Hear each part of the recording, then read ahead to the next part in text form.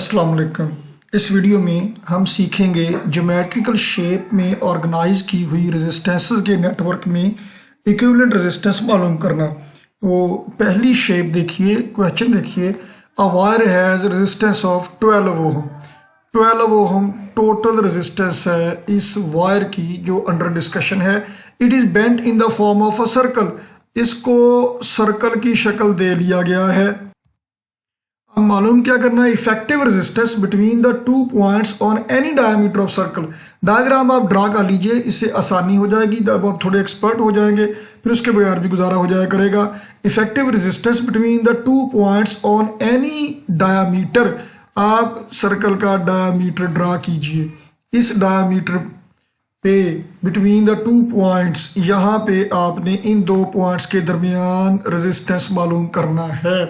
तो आप देखें, जब आपने डायमीटर का मतलब ये है कि ये सर्कल के एक सिरे से दूसरे सिरे तक लाइन चली गई है। अब इसमें आधी वायर ऊपर रह गई है, आधी वायर नीचे आ गई है। टोटल जो वायर की लेंथ है यहाँ से शुरू करके चक्कर पूरा करके, तो टोटल लेंथ में यानी जितना सर्कल का सरकमफ्रेंस है उसकी लेंथ बनती है 12 ओहम रेजिस्टेंस की। तो जब ऊपर हाफ लेंथ ऊपर रह गई, लेंथ हाफ हो गई, रेजिस्टेंस भी हाफ हो गई। इसका मतलब ये है कि 6 ओहम यहाँ पे आ गई रेजिस्टेंस और 6 ओहम हो गई यहाँ पे। हम इस पॉइंट को नाम दे लेते हैं ए और इसको नाम दे लेते हैं बी। ए और बी के दरमियान रेजिस्टेंस मालूम करना है। तो ये हमारे पास अब दो रेजिस्टेंस पैरेलल तरीके से कनेक्ट हो गई हैं। तो रिजल्टेंट रेजिस्टेंस क्या होगी, 1/6 प्लस 1/6 यानी 2/6। तो इक्विवेलेंट रेजिस्टेंस हो जाएगी 3 ओहम। इट मीन्स के D option is our choice. अब अगली शेप की तरफ चलते हैं। अब हमारे पास रेजिस्टेंस है 9 ओहम की और इसको इक्विलेटरल ट्रायंगल की शक्ल दी गई है। इक्विलेटरल ट्रायंगल का मतलब ये है कि इसकी तीनों साइडें इक्वल होंगी। चलें हम इक्विलेटरल ट्रायंगल बनाते हैं। इसकी तीनों साइडों की लेंथ इक्वल है, ए बी और सी। अब ए से बी, बी से सी और सी से ए बी सी ए, ये टोटल रेजिस्टेंस है 9 ओहम जो अब 3 हिस्सों में डिवाइड हो गई है। 3 ओहम यहाँ पे, 3 ओहम यहाँ पे, 3 ओहम यहाँ पे। तो अब 3 ओहम की 3 रेजिस्टेंस हैं जो ट्रायंगल की शक्ल में अरेंज्ड हैं। टास्क क्या है, find the resistance across any of the sides. तो किसी एक साइड के दोनों तरफ में, फॉर एग्जांपल ए सी के दरमियान, बी सी के दरमियान या ए बी के दरमियान रेजिस्टेंस मालूम कीजिए। ए और सी के दरमियान रेजिस्टेंस मालूम कीजिए। ए से सी तक जाने के लिए अब दो पाथ हैं, एक है ए से बी और बी से सी और दूसरा है ए से डायरेक्ट सी। तो ए और सी के दरमियान तो 3 ओहम की रेजिस्टेंस है, R1 कह लीजिए। और ए बी सी पाथ पे दो रेजिस्टेंस हैं जो कि अब आपस में सीरीज में जुड़ी हुई हैं।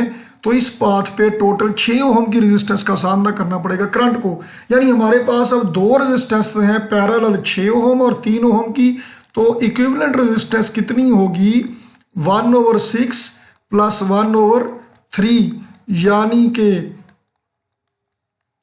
3/6। तो इक्विवेलेंट रेजिस्टेंस हमारे पास बन जाएगी 2 ओहम। तो इस केस में सी ऑप्शन हमारी चॉइस होगी अगर ट्रायंगल की शक्ल में होगी। तो इसी तरह से अगर ट्रायंगल इक्विलेटरल ना हो तो फिर आप साइड्स की रेशो के लिहाज से आप चेक कर सकते हैं। इसी तरह अगर टास्क दिया जाए रेक्टेंगल शेप के लिए, तो फॉर एग्जांपल हमारे पास एक स्क्वायर है।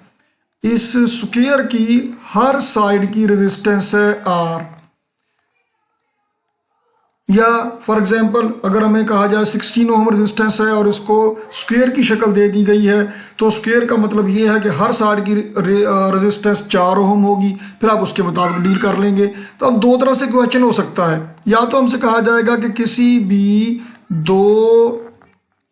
किसी भी साइड के अक्रॉस रेजिस्टेंस मालूम कीजिए, ए डी के क्रॉस मालूम कीजिए। तो ट्रायंगल की तरह यहाँ भी ए से डी तक पहुँचने के लिए दो पाथ हैं, एक डायरेक्ट ए से डी तक और दूसरा A B C and then D. तो ए से बी तक रेजिस्टेंस R, बी से सी तक R, सी से डी तक R। तो ये टोटल बन जाएगी रेजिस्टेंस 3R। इसका मतलब है कि अब R और 3R की रेजिस्टेंस पैरेलल कनेक्टेड हैं, तो 1/RE is equal to 1/R plus 1/3R, यानी कि 3R एलसीएम आ जाएगा और 3 + 1 यानी 4/3R। तो इक्विवेलेंट रेजिस्टेंस कितनी होगी? 3R/4 ये निकल आएगी। और इसी तरह से अगर यही क्वेश्चन हमें दिया जाए इस तरह से कि हमें कहा जाए कि अक्रॉस द डायगोनल मालूम कीजिए, अक्रॉस द डायगोनल ए और सी के दरमियान या बी और डी के दरमियान मालूम कीजिए, तब एक पॉइंट से दूसरे पॉइंट तक पहुंचने के लिए दो रास्ते बनेंगे, आर और आर, 2R, आर और आर 2R। तो फिर इक्विवेलेंट रेजिस्टेंस कैसे मालूम की जाएगी? 1/2R plus 1/2R। तो ये सिमेट्रिक शेप्स के केस में है। तो आई होप कि अब आप सिंपल ज्योमेट्रिक शेप्स के जो नेटवर्क्स होंगे उनमें इक्विवेलेंट रेजिस्टेंस मालूम कर सकेंगे।